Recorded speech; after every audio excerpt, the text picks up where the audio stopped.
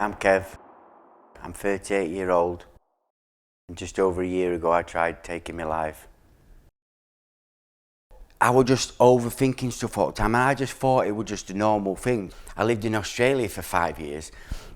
I was travelling all over the world, and then I've come back. I've set a business up, getting up at 6:30, coming home at 4 o'clock. The business was stressing me out. Obviously, I was missing travelling because I'm a free spirit. I just get on a plane and I'll just be gone. When you've got a business, you can't just up and go.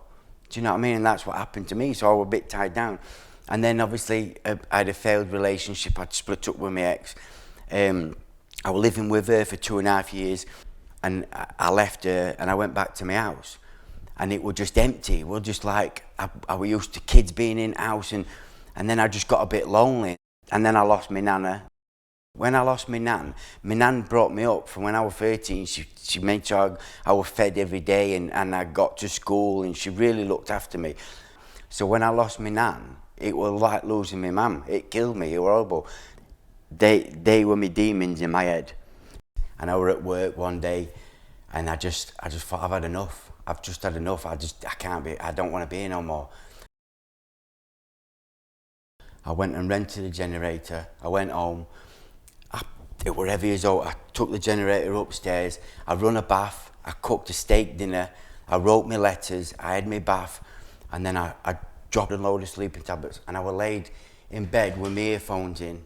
I weren't crying. I weren't emotional, and then the sleeping tablets started kicking in, and I've just started Jenny up, and then that were it. But for 2 years, I was thinking of doing that. It was horrible because obviously, it just felt normal. At the end of the day, it just felt normal to me.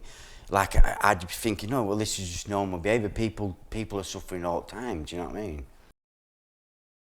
I'm always online, WhatsApp, Facebook, Instagram. And my dad checked my WhatsApp, and I went online from 11:30.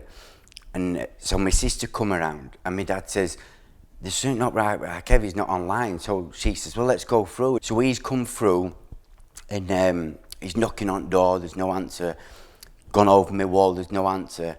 Then they found a key outside. It opened up, and as they've gone in, I'm taking my last breath. So my dad says to my sister, go upstairs, and obviously my sister's found me. I was dead. I was gone. So this is obviously what I've been told. My dad phoned ambulance, and this is he got to resuscitate him. So for 14 minutes, she were giving me CPR, and then ambulance come, fire brigade come because of obviously the carbon monoxide, and then the ambulance took me to hospital. But I was in a coma for just over a week, and the hospital told my dad that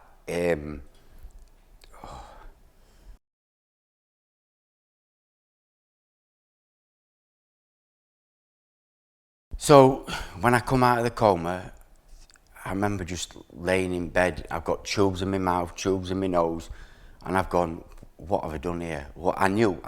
I remember everything. I couldn't feel my legs. I had to learn how to walk again. I could only walk to a lamppost, and then next day to the next lamppost, and I had to start over again. It were horrible. The biggest thing for me is my personality left. Like I'm an outgoing person, and so when I did what I did, everyone were like, no way, no way it would have been you. I never spoke to no one. My advice is definitely reach out, speak to someone. You need to reach out to your family or your friends or your loved ones. Don't leave it till it's too late.